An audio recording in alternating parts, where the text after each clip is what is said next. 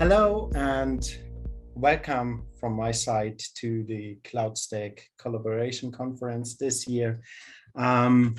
Today in this talk, I will show you the tagging in CloudStack. So, in a second, a bit about me.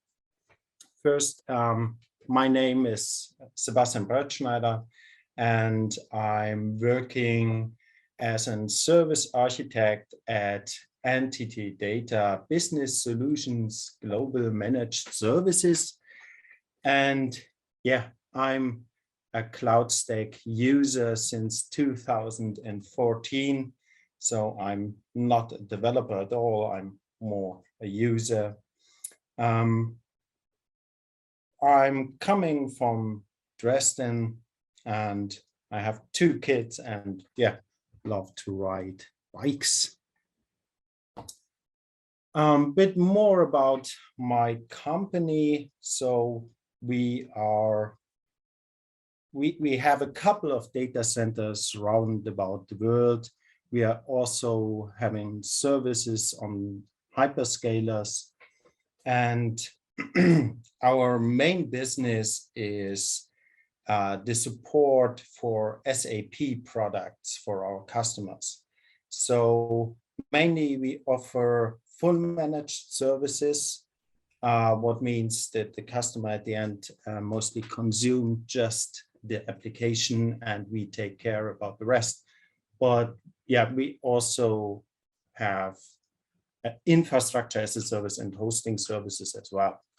So, and at the data centers, this is mainly where I'm working at in the infrastructure. So, coming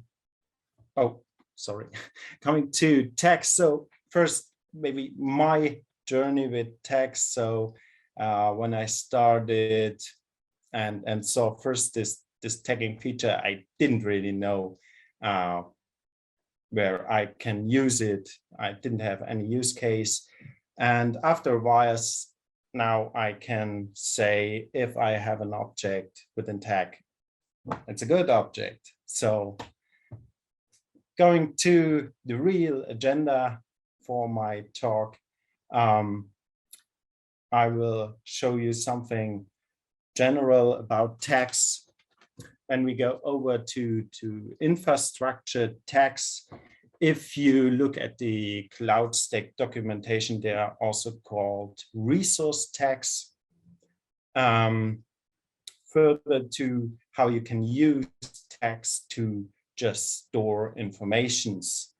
And then something I really like is the usage of tags to create a connection between your infrastructure and the upper layers. And at the end, of course, a little summary.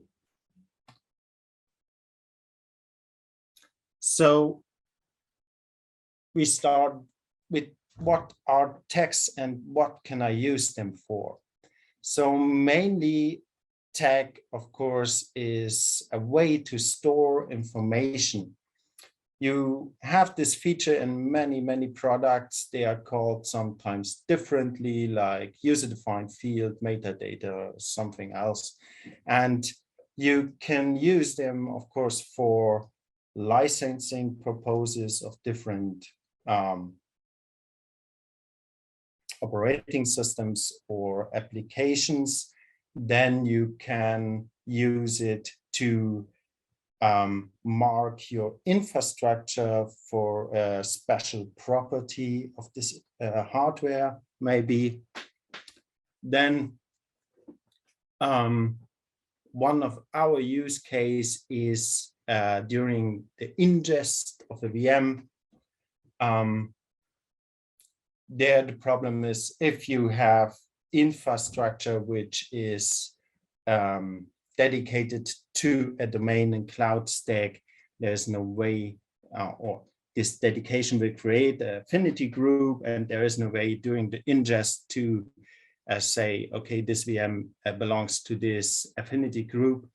If you want to know more about this ingest feature, there is a talk on Thursday, I think, where you can get more information about this. And of course, you can use tags to create the connection between infrastructure and other applications like your operating system, maybe the billing application or something else. So I splitted the types of tags you have in 3 little categories. Like you have technical tags. Some of them are for the infrastructure, resource tags, and directly used by CloudStack. And they are mainly not visible to the end user, which is using CloudStack. And then you can have technical tags which are not used by CloudStack, but you use them for other applications. Then you can create tags which are just for informational purpose. And in our setup, we can, for this kind of tags, decide if we show it to the end user or not show it to the end user. And of course, you can combine the usage of tags. So where can I store tags in CloudStack is basically on infrastructure level. These are the resource tags in the documentation.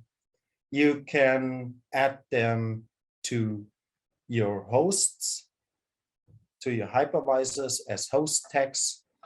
You can add them to primary storage as storage tags. And if you go to your zone setup, you're able to also tag your physical networks. And to make use of these infrastructure tags, you need to create service offerings, which then have also these tags where you have compute offerings, disk, and network offerings to make use of these infrastructure tags. On the other side, you have more objects where you can create tags like volume, VM, projects, and here in gray, because we don't use them at the moment, is network and template.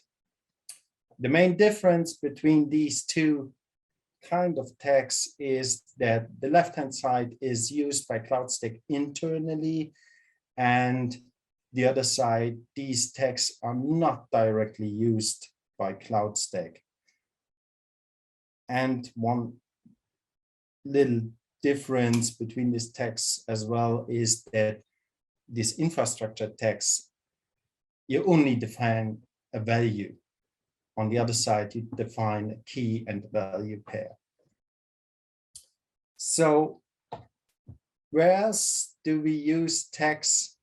As I said in the beginning, we are also having services on the hyperscalers like Azure, AWS, and GCP. And we heavily use this tagging feature on these platforms as well. And other products we use in the data center, and of course also on hyperscalers, we also use tagging like GitLab and Ansible, and yeah, some kind of tagging also in our authentication backend. Of course, if someone knows ADAP, there's no way to have tagging itself.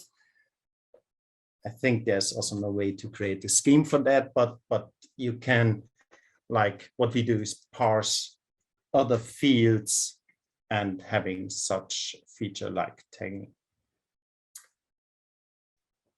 Okay, going over to CloudStack infrastructure tags. So for this one, I created a little example to have this more visible at the end and understandable, hopefully. Okay, assume following setup.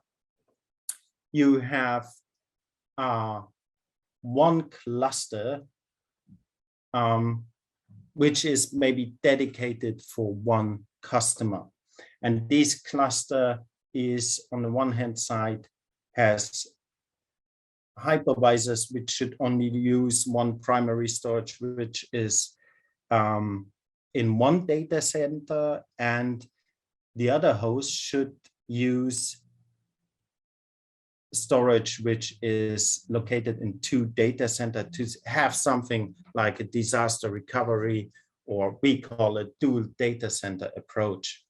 So, and assume you define two SLAs for both categories, one for the local side and one SLA for maybe VMs, which you can move between data centers. So if you do this all manually and manage the stuff manually, there's no problem, you can do it. But if you put CloudStack on top of such an environment, then CloudStack may move VMs from a host which is just on one side to a host which is sitting on the other side, even if the SLA doesn't fit to this construct. Yeah.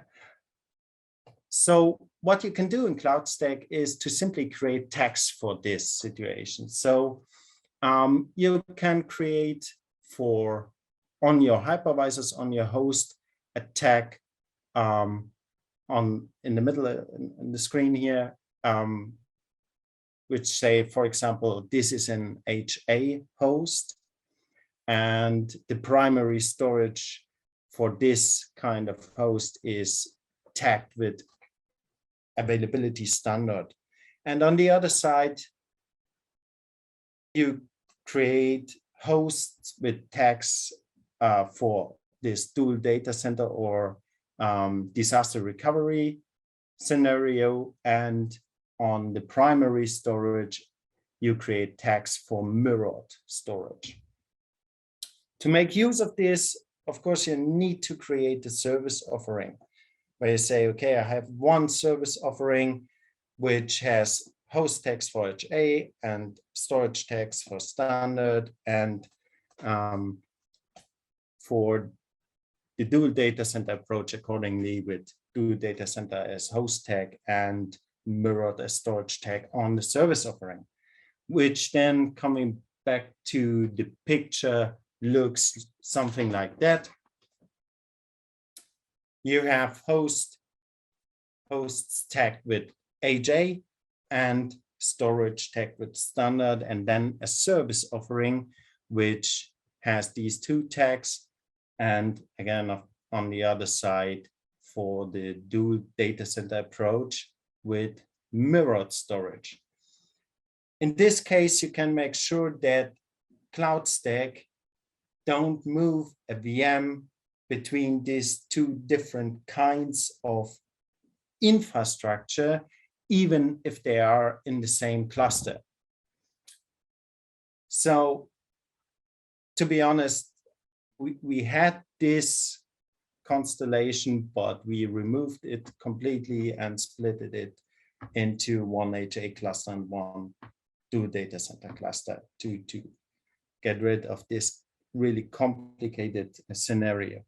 But you can have other reason as your infrastructure which force you to have a VM running on a special cluster. So which are, for example, licensing. So example, MS SQL, you need to license the hypervisor and not the application itself. So maybe you license a cluster and want to have the VMs running only on this cluster. Or in our case, you could have a cluster with special hardware for running a special application.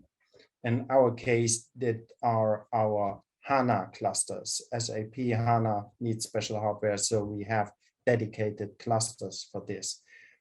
Or one of our use case is that we have clusters which are dedicated for VMs which run our internal services, and we don't want to have any customer systems on these clusters, which is at the end also a licensing issue.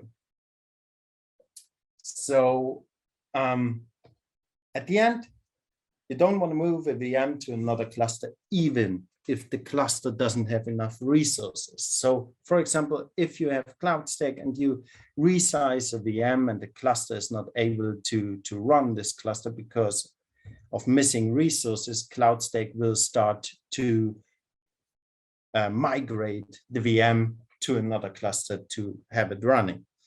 So you may say, okay, why don't use this infrastructure resource tagging then? And assume you need to use fixed offerings, fixed service offerings, and you have 20 of them. So now you would need to create with the resource tagging for every different use case, all the service offerings in the different sizes, so which end up in a ton of service offerings. So we wanted to avoid this situation where we have a lot of service offerings. So at the end, our issue was we wanted to bind a VM to a cluster even without the resource tagging or dedication or something like this. And our solution for this is using tags at the VM. And the tool to make sure that this happens, we use Ansible. So to get a better understanding what environment we are running is, I have this picture. So at the bottom, we have, of course, CloudStack, which runs manages our infrastructure. And on top of this, we have Ansible, an automation, which then triggers CloudStack to, for example, start the VM. And on top of this stack, we have our own written user interface where the end user just start, stop, and so on, the VM and voids. So when you don't use resource tagging and you want to ensure that the VM is running on a special cluster, and then you get a little problem when you dig into this, because if a VM is running, then the API tells you, okay, the VM is running on this host, and via the host, you could get up to the cluster and so on. So you directly know where the VM is running.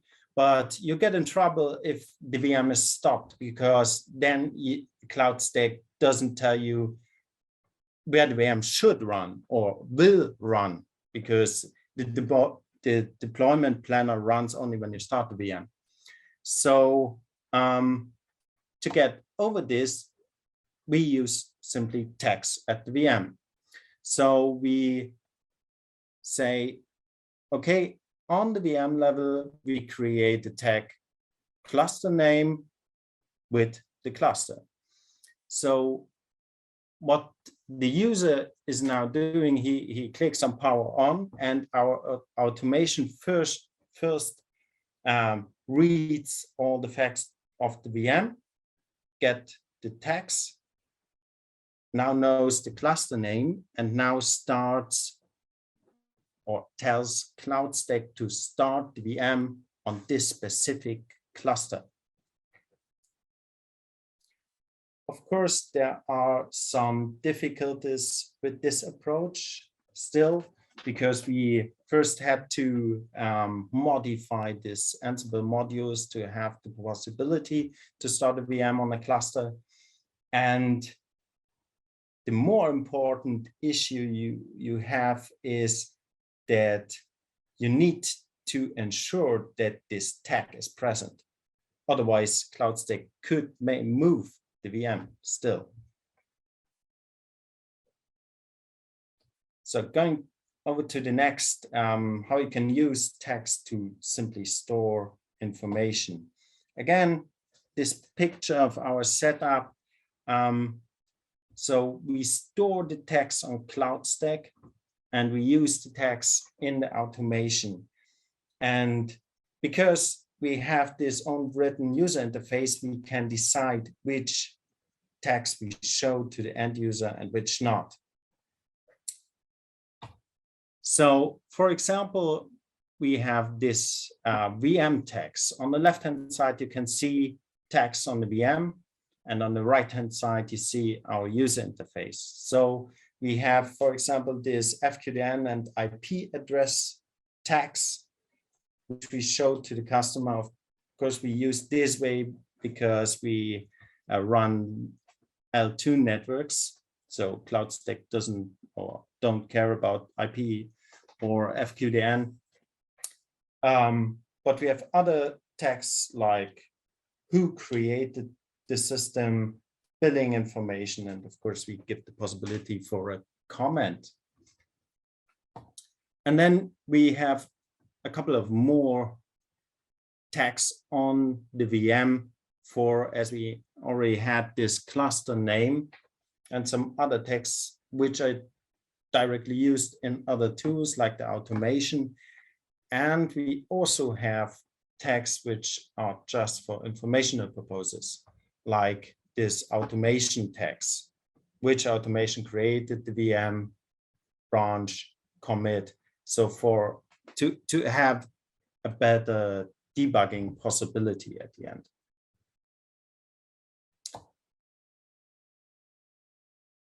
You can also use tags for to create a connection between your infrastructure and other applications.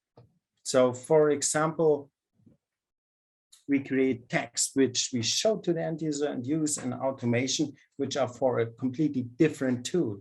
In this case, the example with monitoring. So we say in the middle on VM level, we create a tag for monitoring, which in this example says monitoring is true, is enabled.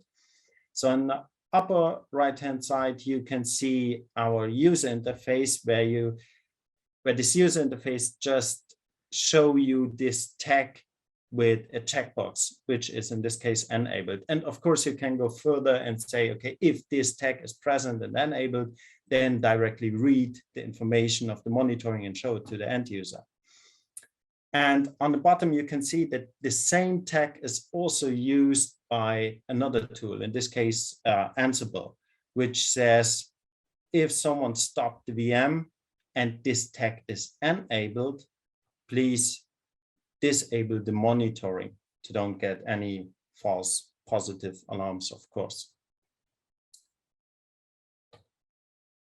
Another example, this is more like an Outlook, a preview. We are working on this, is how you could get more information about the volume.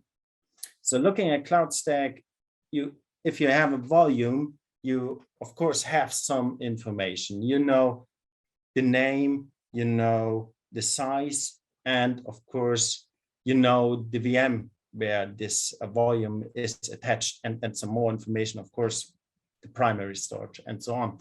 But at the end, CloudStack just looks at infrastructure level. So you don't know what's going on with the volume inside of the VM on OS level. So what we say on the upper right-hand side, if you create a volume, you not only have to specify the name and the size and the VM you want to attach this volume, you also have to specify the file system you want to use, the mount point, and maybe a file system label. So then when the user creates the volume, the automation makes sure that this really happens and this volume gets attached to the VM, get this file system, and is mounted on this specific point. And to have the same information stored for later, we put simply tags at volume with mount point, file system, and label. And of course, some other tags maybe to identify the correct volume inside of the VM. So coming to an end, as I said, there are many different use cases. You may have more. I hope this gave you a little introduction or maybe some ideas how you can use tags in CloudStack. One little hint from my side: if you use tags heavily, especially for this creating connection to other systems and maybe the VM itself, you need to take care that your data inside the tags are up to date. This is something you have to make sure and keep in mind if you use some that kind of tags. And the more tags you get, in my opinion, it makes the most sense if you have an automation for handling all this tag stuff.